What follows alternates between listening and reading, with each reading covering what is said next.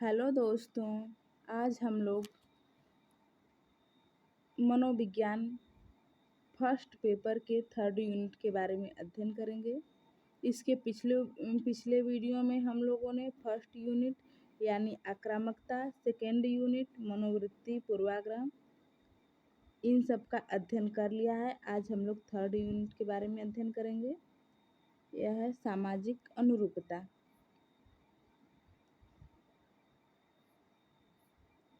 प्रत्येक समाज में कुछ नियम, रीति रिवाज, मूल्य, मानक और परंपरा होती है। प्रत्येक समाज के कुछ नियम होते हैं, कुछ रीति रिवाज होते हैं, कुछ मूल्य होते हैं, कुछ परंपराएं होती हैं। इनका कार्य व्यवहारों को निर्देशित एवं नियंत्रित करना होता है। यह जो नियम, रीति रिवाज, मूल्य, मानक और परंपराएं होती हैं, यह व्यक्ति के व्यवहार को निर्देशित एवं नियंत्रित करती हैं। कोई भी समाज अपने सदस्यों से स्वच्छंद व्यवहार की प्रत्याशा, स्वच्छंद मतलब एकदम अलग खुला व्यवहार, नहीं करता है। समूह के सदस्यों के व्यवहार में अनुरूपता पाई जाती है, मतलब एक व्यक्ति दूसरे के अनुरूप ही व्यवहार करता है। सिकार्ड एवं बैकमैन परिभाषा देखिए। सिकार्ड एवं बैकमैन के अनुसार सभी समूहों के सदस्य अपनी अंतरक्रियाओं के प्रतिमानों में एक व्यवस्था या नियमितता का प्रदर्शन करते हैं और प्रायः उनका व्यवहार इस प्रकार का होता है कि समूह के सदस्य मान्यता प्राप्त मानकों की समरूपता के लिए परस्पर एक दूसरे पर दबाव डालते हैं। इस प्रकार के व्यवहार संबंधित नियमितता की व्याख्या सामाजिक मानकों के द्वारा की जा सकती है। कहने का तात्पर्य सिकार्ड एवं बैकमैन का यह है कि जो हमारे समाज के समूह होते हैं, उनमें जो सदस्य होते हैं, वह सभी सदस्य एक दूसरे को देखकर, एक दूसरे के अंतरक्रियाओं को देखकर उनकी नियमितता का प्रदर्शन करते हैं और उनका व्यवहार ऐसा होता है जो समाज द्वारा मान्यता प्राप्त होता है। वे सामाजिक अनुरूपताओं को एक दूसरे व्यक्ति पर मानने के लिए दबाव डालते हैं। इस प्रकार जो नियमितता होती है, इसे सामाजिक मानकों के द्वारा व्याख्या की जा सकती है। मायर्स महोदय ने देखिए क्या कहा है। स्वीकृत यानी स्वीकार किया गया एवं प्रत्यक्षित जो सामने है व्यवहारों के नियमों को ही मानक कहा जाता है। मायर्स महोदय ने कहा है कि स्वीकृत यानी जो सबके द्वारा स्वीकारा गया है और प्रत्यक्षित व्यवहार जो सामने के व्यवहार होते हैं प्रत्यक्ष रूप से, नियमों को ही मानक कहा जाता है और उनके द्वारा उचित व्यवहार निर्दिष्ट किए जाते हैं। इन्होंने कहा स्वीकृत एवं प्रत्यक्षित व्यवहारों के नियमों को ही मानक कहा जाता है और उनके द्वारा ही उचित व्यवहार निर्दिष्ट होते हैं। उपरोक्त परिभाषाओं का विश्लेषण करने पर निम्न निष्कर्ष प्राप्त होते हैं। कौन कौन से? सामाजिक अनुरूपता सामाजिक व्यवहार के द्वारा नियंत्रित एवं निर्देशित होती है। सामाजिक अनुरूपता जो होती है, अनुरूपता मतलब एक दूसरे के अनुरूप कार्य करना। सामाजिक अनुरूपता जो समाज में विभिन्न प्रकार के व्यक्तियों का व्यवहार है, उसके द्वारा नियंत्रित एवं निर्देशित होती है। मानकों का निर्माण सामाजिक अंतःक्रिया का परिणाम होता है। जो मानक होते हैं वह सामाजिक अंतःक्रिया के द्वारा निर्मित होते हैं। मानकों का कार्य प्रत्याशानुसार व्यवहार करने के लिए व्यक्ति को तत्पर करना होता है। प्रत्याशानुसार मतलब एक दूसरे के विचारों के अनुसार व्यवहार करने के लिए व्यक्ति को तत्पर करता है यानी अग्रसित करता है। मानकों के कारणों ही लोगों के व्यवहार में समानता, नियमितता तथा अनुरूपता प्रदर्शित होती है। ये जो मानक है, मानक मतलब एक प्रकार से मापदंड, जो प्रत्येक समाज में पाए जाते हैं। ये समाज के लोगों को समानता, नियमितता तथा अनुरूपता प्रदर्शित करने के लिए इसका प्रयोग किया जाता है। अब हम लोग देखेंगे अनुरूपता क्या है। अनुरूपता का आशय किसी व्यक्ति के द्वारा अपने व्यवहार या विश्वास को समूह के व्यवहार या विश्वास के अनुरूप परिवर्तित कर देना अनुरूपता है। जैसे आप अपने व्यवहार और विचार को अपने समूह के प्रति परिवर्तित कर देते हैं तो यही अनुरूपता है। मतलब आप अपने समूह के अनुरूप व्यवहार करते हैं। आपने अपना व्यवहार छोड़ करके समूह के अनुरूप व्यवहार किया तो यह क्या है? अनुरूपता है। जैसे अभी हम यहाँ एग्जाम्पल दे सकते हैं कि आप अपने तरह से पढ़ना छोड़ करके मेरी तरह से पढ़ना सीख रहे हैं तो आप हमारे अनुरूप व्यवहार कर रहे हैं, तो यह भी अनुरूपता का उदाहरण है। वह तब समस्यात्मक हो जाती है जब व्यक्ति और समूह के विचारों में द्वंद्व या असमानता आता है। यह तब इसमें समस्या कब आती है? जब समूह के विचारों में द्वंद्व यानी एक व्यक्ति कुछ और कह रहा है, दूसरा व्यक्ति कुछ और कह रहा है, तीसरा व्यक्ति कुछ और कह रहा है, द्वंद्व उत्पन्न हो जाते हैं, असमानता आ जाती है, तो इसमें समस्या उत्पन्न हो जाती है। कभी कभी दबाव के कारण, कभी प्रत्याशा के आधार पर व्यक्ति अपने भाव और विचारों को परिवर्तित कर लेता है। कभी कभी व्यक्ति किसी के दबाव में आकर अपने विचार को बदल देता है, तो कभी कभी व्यक्ति प्रत्याशा के कारण अपने विचार को परिवर्तित कर लेता है। इस बात की पुष्टि क्रेच महोदय ने की है। नेक्स्ट परिभाषा देखिए। क्रिस्लर एवं क्रिस्लर के अनुसार वास्तविक या काल्पनिक समूह, चाहे समूह वास्तविक हो या काल्पनिक हो, दबाव बनाने के कारण व्यवहार या विचार में उत्पन्न परिवर्तन ही अनुरूपता है। अगर हम आप पर दबाव बना रहे हैं तो अब इससे आपके व्यवहार और विचार में परिवर्तन हो जाता है तो यही अनुरूपता है। किसी व्यक्ति के दबाव के कारण अगर दूसरे व्यक्ति पर पड़ने वाला जो प्रभाव है उसके व्यवहार और विचार में परिवर्तन उत्पन्न हो जाते हैं तो यही अनुरूपता है। यह परिभाषा क्रिस्लर एवं क्रिस्लर महोदय ने दी है।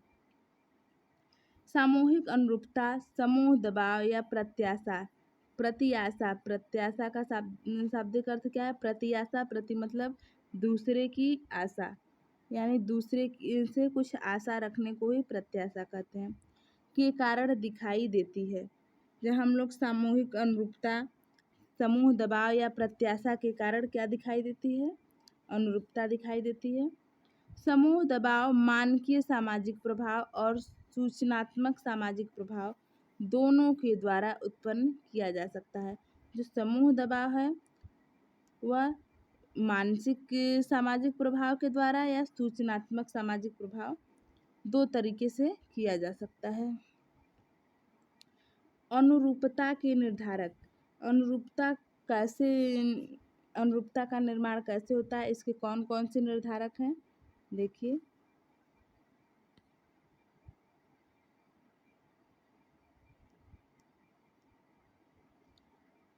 अनुरूप व्यवहार, अनुरूप मतलब अभी आपको बताया कि किसी दूसरे, अपने व्यवहार को छोड़कर किसी दूसरे व्यक्ति या समूह के प्रति व्यवहार करना ही अनुरूप व्यवहार है। अनुरूप व्यवहार को प्रभावित करने वाले कारकों में परिस्थितिजन्य समूह, संबंधित एवं व्यक्तिगत वर्गों में विभाजित किया जा सकता है। इनका वर्णन निम्नलिखित है। पहले यह समझिए कहा क्या जा रहा है। जो अनुरूप व्यवहार हैं उनके प्रभावित करने वाले कारकों को दो भागों में विभक्त किया जाता है। कौन कौन से कारक? पहला है परिस्थितिजन्य समूह और दूसरा है व्यक्तिगत कारक। तो यहाँ पर आप देख सकते हैं, पहला है परिस्थितिजन्य समूह या उससे संबंधित कारक। समूह संबंधित निम्न विशेषताएं अनुरूपता को प्रभावित करती हैं। समूह से संबंधित अनेकों प्रकार की विशेषताएं हैं जो अनुरूपता को प्रभावित करती हैं। जैसे पहला है समूह का आकार। मिलग्राम ने कहा है कि मिलग्राम एक मनोवैज्ञानिक है। इन्होंने कहा है कि समूह में सदस्यों की संख्या क्रमशः 1, 2, 3, 4, 5 रखने पर अनुरूपता में वृद्धि हुई। इन्होंने बताया कि समूह का जो आकार है यह सबसे ज़्यादा प्रभावित करता है अनुरूपता के निर्धारण में। इन्होंने बताया समूह में सदस्यों की संख्या क्रमशः 1, 2, 3, 4, 5 रखने पर अनुरूपता में वृद्धि हुई। सर्वसम्मत निर्णय मतलब एक व्यक्ति दूसरे के अनुरूप व्यवहार करने लगा। सर्वसम्मत निर्णय मतलब सभी को मिलाकर निर्णय करना।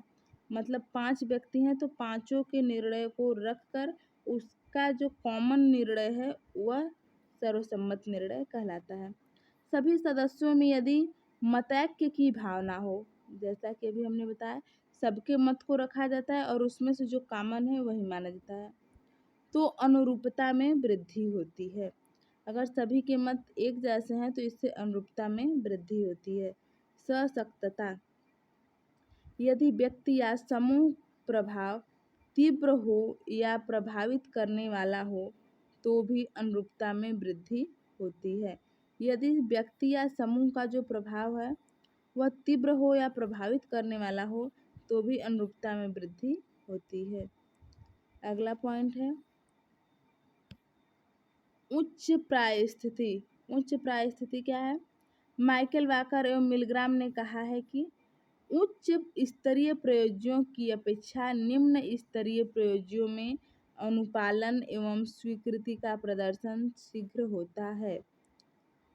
इन्होंने कहा है कि जो उच्च स्तरीय प्रयोज्य होते हैं उनकी अपेक्षा निम्न स्तरीय प्रयोज्य जो अनुपालन और स्वीकृति को जल्दी सीख लेते हैं, कर लेते हैं। नेक्स्ट पॉइंट है अनुक्रिया मतलब प्रतिक्रिया। छठा पॉइंट है मानकीय बनाम सूचनात्मक। नेक्स्ट है पूर्व प्रतिबद्धता और आठवां है कार्य का स्वरूप, यानी कार्य के स्वरूप को देखकर भी व्यक्ति उसके अनुरूप कार्य करने लगता है। आगे देखिए अनुरूपता एवं व्यक्तिक कारक। अभी हम लोगों ने परिस्थितिजन्य कारक पढ़ा था। परिस्थितिजन्य कारक में हम लोगों ने कौन कौन से पॉइंट पढ़े? पहला समूह का आकार, दूसरा सर्वसम्मत निर्णय, तीसरा सशक्तता, ये सब परिस्थितिजन्य कारक हैं।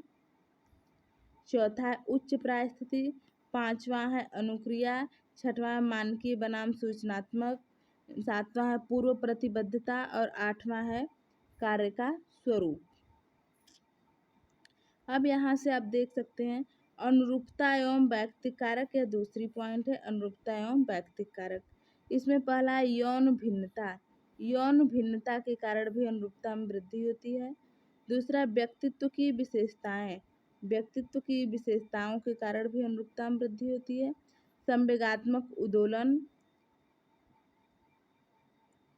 सांस्कृतिक अंतर के कारण भी ऐसा होता है। जैसे मिलग्राम ने नॉर्वे एवं फ्रांस के छात्रों पर अनुरूपता का तुलनात्मक अध्ययन किया। इस प्रयोग में नॉर्वे के छात्रों ने अनुरूपता का प्रदर्शन फ्रांसीसी छात्रों की अपेक्षा अधिक किया। यह है सांस्कृतिक अंतर। जिस संस्कृति की जैसी विशेषता रहेगी उसके अनुरूप उसी के अनुसार अनुरूपता अधिक होती है। नेक्स्ट हेडिंग है अनुपालन। अनुपालन क्या होता है? अभी हम लोग अनुरूपता पढ़े हैं, अब हम लोग पढ़ेंगे अनुपालन। अनुरूपता मतलब किसी अपने व्यवहार को, अपने विचार को दूसरे के अनुरूप कर लेना। अनुपालन एक ऐसा व्यवहार है जिसका अभिवृत्ति परिवर्तन, अनुन्यात्मक संप्रेषण, अनुरूपता एवं परोपकार से घनिष्ठ संबंध है। अनुपालन व्यवहार है। सबसे पहले यह जानिए अनुपालन क्या है? व्यवहार है जिसका अभिवृत्ति परिवर्तन, अनुन्यात्मक संप्रेषण, संप्रेषण मतलब होता है बातचीत, अनुरूपता एवं परोपकार, अनुरूपता मतलब अपने विचार और भाव को एक दूसरे के अनुरूप कर लेना, परोपकार दूसरे की सहायता करना से घनिष्ठ संबंध है। अनुपालन का वृत्ति परिवर्तन, अनुन्यात्मक संप्रेषण, अनुरूपता एवं परोपकार से घनिष्ठ संबंध है। अनुपालन को कृत्रिम या दिखावटी अनुरूपता या व्यवहार परिवर्तन भी कहा जाता है। अनुपालन को कृत्रिम या दिखावटी अनुरूपता या व्यवहार परिवर्तन भी कहा जाता है। इसमें स्थायित्व नहीं रहता है, अनुपालन में स्थायित्व नहीं रहता है, क्योंकि यह भय, दंड, पुरस्कार, प्रशंसा या निंदा आदि किसी कारण से भी अनुपालन उत्पन्न करता है। अनुपालन किसी भी कारण से उत्पन्न हो सकता है, जैसे भय, दंड, पुरस्कार, प्रशंसा, निंदा आदि किसी कारण से भी अनुपालन उत्पन्न करता है। कभी कभी विसन्नारिता से मुक्ति पाने के लिए व्यक्ति अपने विचार व्यवहार को बदल देता है। कभी कभी जो है व्यक्ति विसन्नारिता मतलब इसका अर्थ होता है गलत चीज़ें, इन सब से मुक्ति पाने के लिए व्यक्ति अपने विचार और व्यवहार को बदल देता है। मायर्स के अनुसार देखिए, मायर्स महोदय ने क्या कहा है। सार्वजनिक रूप से सामाजिक दबाव के अनुरूप व्यवहार करना और आंतरिक रूप से असहमत होना ही अनुपालन है। सार्वजनिक रूप से सामाजिक दबाव के अनुरूप व्यवहार करना और आंतरिक रूप से असहमत होना। आंतरिक रूप से मतलब ऊपर से व्यवहार भी करना सार्वजनिक रूप से, और अंदर से असहमत रहना ही क्या है, अनुपालन है। केलमैन के अनुसार अनुपालन का प्रदर्शन उस समय होता है जब कोई व्यक्ति अन्य व्यक्ति या समूह के प्रभाव को इसलिए स्वीकृत कर लेता है क्योंकि उसे यह आशा रहती है कि ऐसा करके वह अन्य लोगों से अनुकूल प्रतिक्रिया की प्राप्ति की जा सकती है।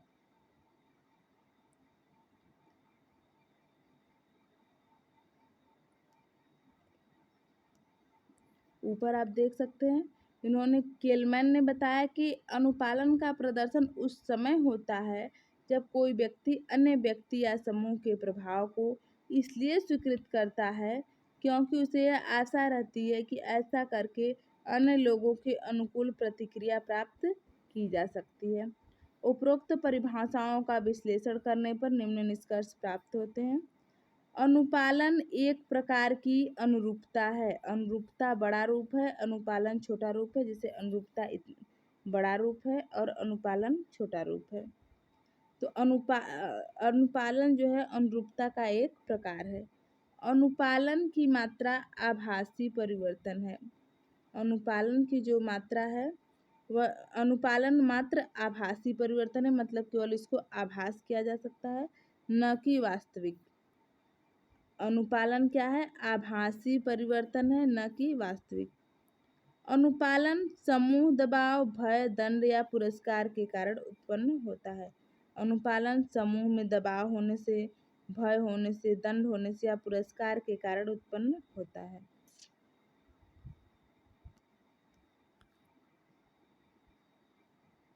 दबाव या निर्देश का प्रभाव समाप्त हो जाने पर अनुपालन अदृश्य हो जाता है। जैसे अभी हमने आपको बताया कि अनुपालन जो है दबाव, भय, दंड या पुरस्कार के समय उत्पन्न होता है। जब भी यह समाप्त हो जाता है तो अनुपालन अदृश्य हो जाता है। जब भी दबाव समाप्त होता है अनुपालन अपने आप अदृश्य हो जाता है। अनुपालन की तकनीकें, अनुपालन की कौन कौन सी तकनीकें हैं, देखिए इसको। किसी व्यक्ति से अपनी बात मनवाने के लिए कोई व्यक्ति उसे सीधे साफ साफ शब्दों में कह सकता है। किसी व्यक्ति से अपनी बात मनवाने के लिए कोई व्यक्ति सीधे सीधे साफ साफ शब्दों में कह सकता है, या वह आवश्यकता अनुसार तकनीकें भी अपना सकता है, जैसे चाटुकारिता, परस्परिकता एवं बहु अनुरोध मतलब बार बार अनुरोध करना। तो यहाँ पर आप देख सकते हैं कि किसी व्यक्ति से अपनी बात मनवाना क्या है, अनुपालन है। और इसको किसी व्यक्ति से बात मनवाने के लिए आप दूसरे व्यक्ति से पहली बात साफ साफ कर सकते हैं। अगर वह ऐसे नहीं मानता है तो आप उसके लिए विभिन्न तकनीकें भी अपना सकते हैं। पहले क्या कर सकते हैं, उसे साफ साफ शब्दों में कह सकते हैं। अगर मान लीजिए वह नहीं मान रहा है तो इसके लिए अनेक तकनीकों का उपयोग कर सकते हैं, जैसे चाटुकारिता, पारस्परिकता और बहु अनुरोध यानी बार बार अनुरोध करना। चाटुकारिता क्या है? प्रत्येक समाज में चमचागिरी या जी हुजूरी का व्यवहार देखने को मिलता है। चमचागिरी या जी हुजूरी से तात्पर्य ऐसे व्यक्तियों से होता है जो हाँ में हाँ मिलाते हैं। उन्हें सही और गलत का पहचान नहीं होता है, वह केवल हाँ दूसरों की बात में हाँ मिलाते हैं, तो उसे चमचागिरी या जी हजूरी का व्यवहार कहा जाता है, देखने को मिलता है। इसके द्वारा व्यक्ति दूसरों को खुश या प्रभावित करके अपना काम करवाना चाहता है। यह एक ऐसी प्रक्रिया है, चाटुकारिता, याद रखिएगा, चाटुकारिता बहुत इम्पोर्टेंट है। यह ऐसी क्रिया है या ऐसी तकनीक है जिसके द्वारा व्यक्ति दूसरों को खुश करके, बेवकूफ़ बनाकर, जी हुजूरी करके, चमचागिरी करके अपना काम करवाना चाहता है। मायर्स के अनुसार चाटुकारिता एक प्रकार की ऐसी तकनीक है जिसके द्वारा किसी का कृपा पात्र बनने का प्रयास किया जाता है। कृपा पात्र मतलब उस पर थोड़ी दया दिखा करके उसको बेवकूफ़ बनाकर अपना काम निकाल लेना, यही है चाटुकारिता। अपने शब्दों में समझ लीजिए, ज़्यादा अच्छा समझ में आएगा कि किसी को बेवकूफ़ बनाना, चमचागिरी करना, हाँ में हाँ मिलाना, उसको उसके दया का पात्र बनना, यह सब करके उसको बेवकूफ़ बना के अपना काम निकलवा लेना। नेक्स्ट है पारस्परिकता। सामाजिक जीवन में पारस्परिक आदान प्रदान या विनिमय व्यवहार भी प्रायः देखने को मिलता है। सामाजिक जीवन में पारस्परिक आदान प्रदान या विनिमय मतलब लेन देन, विनिमय व्यवहार भी प्रायः देखने को मिलता है। इसका आशय परस्पर सहायता करने से। हम एक दूसरे से विनिमय क्यों करते हैं, सामाजिक आदान प्रदान क्यों करते हैं, सहायता प्रदान करने के लिए। पारस्परिक सहयोग जीवन में आवश्यक है। सदैव एक दूसरे का सहयोग पारस्परिकता है। एक दूसरे का सहयोग करना क्या है, पारस्परिकता है। और यह जीवन में बहुत ज़्यादा इम्पोर्टेंट है, क्योंकि इसके बिना आप नैराश्य भाव से जीवन जी सकते हैं। आगे बढ़िए। बहु अनुरोध मतलब बार बार अनुरोध करना। कभी कभी अनुपालन उत्पन्न कराने के लिए अनुरोध कई रूपों में किया जाता है। इसमें 3 प्रकार के अनुरोध सम्मिलित हैं। अपनी बात को मनवाने के लिए इंसान कुछ भी कर जाता है। तो यहाँ पर पहला था चाटुकारिता, दूसरा था पारस्परिकता और तीसरा है बहु अनुरोध, यानी कि अपनी बात मनवाने के लिए व्यक्ति बार बार अनुरोध कर रहा है। इसमें 3 मुख्य रूप से हैं। पहला, अंगुली पकड़कर बाँह पकड़ना।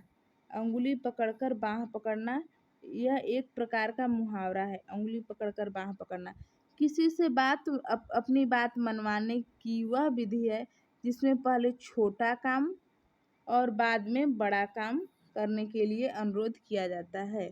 अगर आपको किसी से अपनी बात मनवानी है, कोई बड़ी बात मनवानी है, तो पहले उसको फुसलाइए, उससे छोटे छोटे काम कराइए, इसके बाद उससे अपना बड़ा काम करवा लीजिए। तो यह है पहले अंगुली पकड़कर फिर बाँह पकड़ना, मतलब पहले छोटे छोटे काम करवाना, फिर बाद में बड़े काम करवा लेना। दूसरा है बाँह पकड़कर अंगुली पकड़ना, इसी का जस्ट अपोजिट है।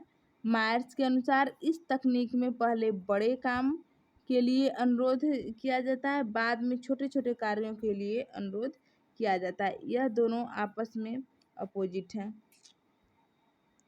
इसमें क्या होता है, पहले व्यक्ति को बड़े बड़े काम दिया जाता है, फिर उसे छोटे छोटे कार्य दिया जाता है। धीरे धीरे अनुरोध की मात्रा बढ़ाना। धीरे धीरे अनुरोध मतलब धीरे धीरे अनुरोध, बार बार अनुरोध करना। इसमें कोई व्यक्ति किसी कार्य को करवाने के लिए धीरे धीरे तैयार करता है। धीरे धीरे मतलब उसे धीरे धीरे अपनी बात में फंसाना, इसके बाद धीरे धीरे उसको अपने कार्य को करवा लेना। कम पूंजी से प्रारंभ करके बाद में बड़ी पूंजी से कार्य करवाता है। यदि पहले से ही बड़ी लागत के लिए कह दे तो वह संभवतः तैयार नहीं होंगे। जैसे आप किसी व्यक्ति को सबसे पहले कोई बड़ी पूंजी लगाने के लिए कह दीजिए तो वह तैयार नहीं होगा। तो इस तकनीक में धीरे धीरे अनुरोध की मात्रा बढ़ाना, यानी पहले कम या थोड़े थोड़े पैसे पूंजी लगवाते हैं, इसके बाद बड़ी पूंजी से कार्य करवाने लगते हैं। जैसे आपको बिजनेस करना है, मान लीजिए शॉप चलाना है, तो आप पहले कोई छोटा सा शॉप खोलिए। अगर आपका बिजनेस चलता है, धीरे धीरे धीरे धीरे उसको बढ़ाइए। इसमें आपको पता भी नहीं चलेगा और आपका बिजनेस भी बढ़ जाएगा। लेकिन कुछ लोग ऐसे होते हैं जो बड़ी पूंजी लगाकर कार्य करते हैं, तो इतना सामान्य वर्ग के परिवार के पास नहीं होता है, इसलिए वह करने के लिए संभवतः तैयार नहीं होता है। आपको समझ में आ गया होगा हम क्या कहना चाहते हैं। नेक्स्ट है सामाजिक तुलना सिद्धांत। सामाजिक तुलना सिद्धांत। अनुरोध 3 प्रकार से होती है, अंगुली पकड़कर बाँह पकड़ना, बाँह पकड़कर अंगुली पकड़ना और धीरे धीरे अनुरोध करना। सामाजिक तुलना सिद्धांत। समाज में अनेक प्रकार के कार्य हैं। समाज में अनेक प्रकार के कार्य हैं, कोई एक दो कार्य नहीं है, अनेकों कार्य हैं और सभी का अलग अलग व्यवहार है। प्रतिपादन फेस्टिगनर ने किया था। इनका मानना है कि व्यक्ति समाज में उपस्थित व्यक्तियों की तुलना से वह अपने कार्य एवं व्यवहार में परिवर्तन लाता है। फेस्टिगनर का कहना है कि व्यक्ति समाज में उपस्थित व्यक्तियों के तुलना से वह अपने कार्य एवं व्यवहार में परिवर्तन लाता है, जिसे सामाजिक तुलना सिद्धांत कहा जाता है। यह सिद्धांत मुख्य रूप से 2 प्रकार का होता है। फिर से आप समझिए सामाजिक तुलना क्या है। सामाजिक तुलना सिद्धांत। समाज में अनेकों प्रकार के लोग हैं और सभी व्यक्ति का अलग अलग व्यवहार है, अलग व्यक्तित्व है, अलग अलग रूपरेखा है। प्रतिपादन कौन किया था? फेस्टिगनर ने। इनका मानना है कि व्यक्ति समाज में 3 उपस्थित व्यक्तियों की तुलना से वह अपने कार्य एवं व्यवहार में परिवर्तन लाता है। जैसा कि नाम सामाजिक तुलना है, तो मतलब समाज के व्यक्तियों को देखकर वह अपने व्यवहार में परिवर्तन लाता है। सामाजिक तुलना सिद्धांत कहा जाता है, इसलिए इसको सामाजिक तुलना सिद्धांत कहा जाता है। यह सिद्धांत मुख्य रूप से 2 प्रकार का होता है। पहला है आज्ञाकारिता। यह सिद्धांत 2 प्रकार का होता है। पहला है आज्ञाकारिता। आज्ञाकारिता सामाजिक प्रभाव का ही परिणाम है। आज्ञाकारिता क्या है? सामाजिक प्रभाव का ही परिणाम है। यह अनुपालन से मिलता जुलता व्यवहार है। आज्ञाकारिता अनुपालन से मिलता जुलता व्यवहार है, लेकिन भिन्न है। मायर्स के अनुसार मिलता जुलता तो है लेकिन भिन्न है। यदि अनुपालन का प्रदर्शन किसी सम्य आदेश से होता है तो ऐसे अनुपालन को आज्ञाकारिता कहा जाता है।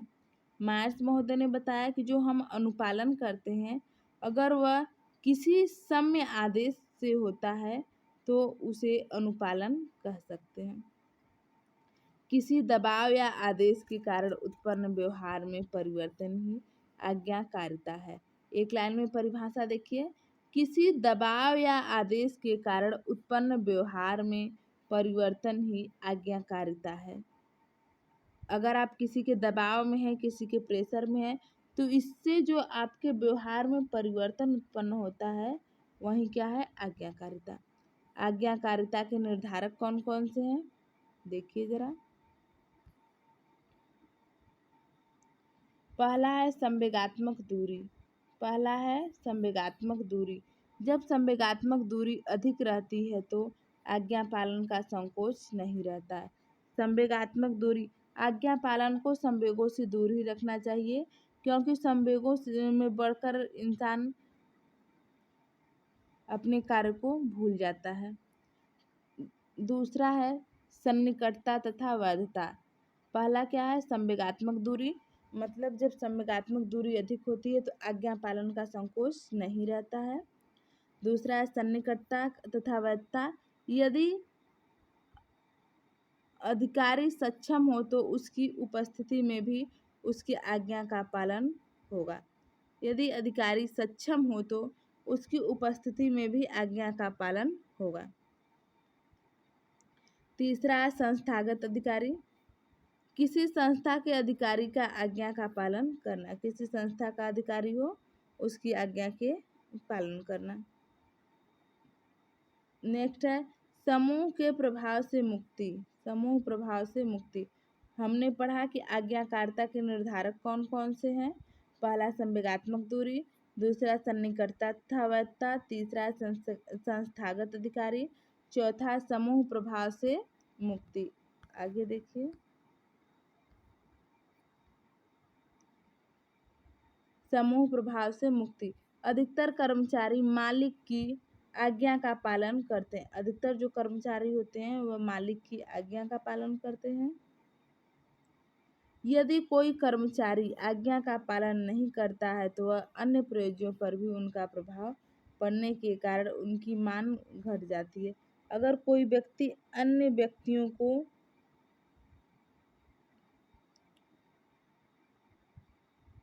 या अन्य कोई कर्मचारियों को आज्ञा का पालन नहीं करता है तो जो अन्य व्यक्ति हैं उस पर उनका प्रभाव पड़ने लग जाता है और मान घट जाता है।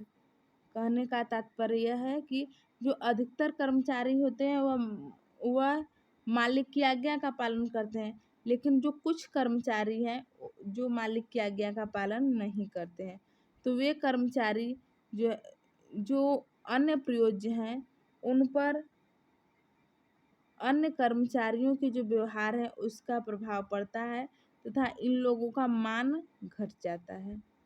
यहाँ पर आपका टॉपिक कंप्लीट होता है।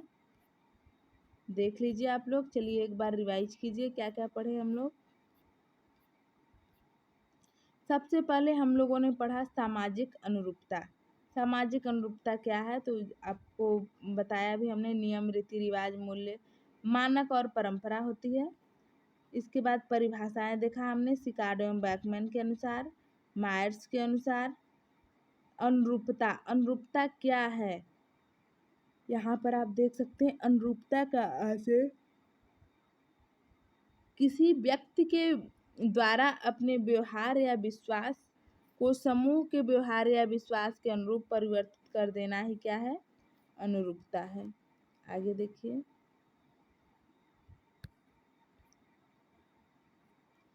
क्रिस्लर एवं क्रिस्लर के अनुसार अनुरूपता के निर्धारक, यह इंपॉर्टेंट है, अनुरूपता के निर्धारक कौन कौन से निर्धारक हैं। दो निर्धारक हैं, पहला परिस्थितिजन्य, दूसरा है आश्रित। तो परिस्थितिजन्य या समूह संबंधित कारक में पहला है समूह का आकार, दूसरा है सर्वसम्मत निर्णय, तीसरा है सशक्तता, चौथा उच्च प्रायस्थिति। नेक्स्ट है अनुक्रिया, इसके बाद मानकीय बनाम सूचनात्मक, नेक्स्ट है पूर्व प्रतिबद्धता और सबसे लास्ट है कार्य का स्वरूप। नेक्स्ट हेडिंग है हमारा सांस्कृतिक अंतर। अनुपालन क्या होता है, देखिए यहाँ पर अभी हमने आपको समझाया कि अनुपालन वह व्यवहार है जिसका अभिवृत्ति परिवर्तन अनुनन्यात्मक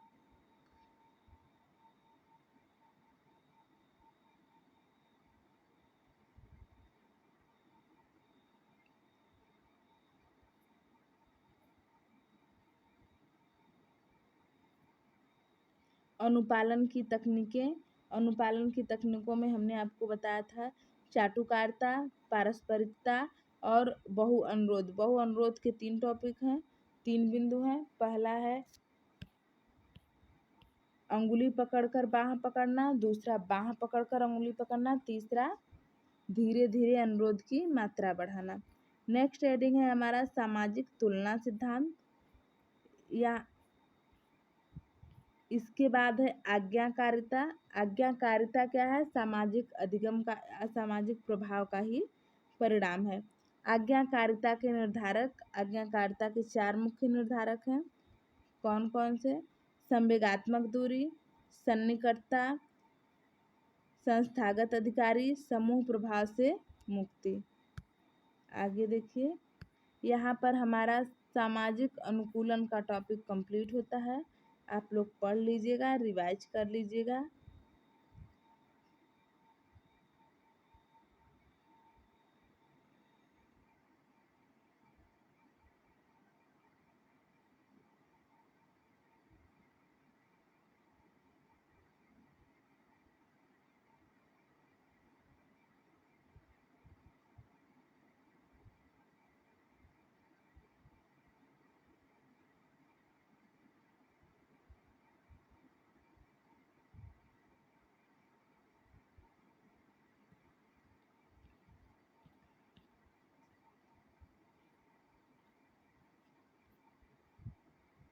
उच्च प्राय स्थिति, अनुक्रिया, मानकीय बनाम सूचनात्मक, पूर्व प्रतिबद्धता, कार्य का स्वरूप, अनुरूपता एवं व्यक्तिक कारक के अंतर्गत व्यक्तित्व की विशेषताएं, यौन भिन्नता, संवेगात्मक उद्दोलन, सांस्कृतिक अंतर।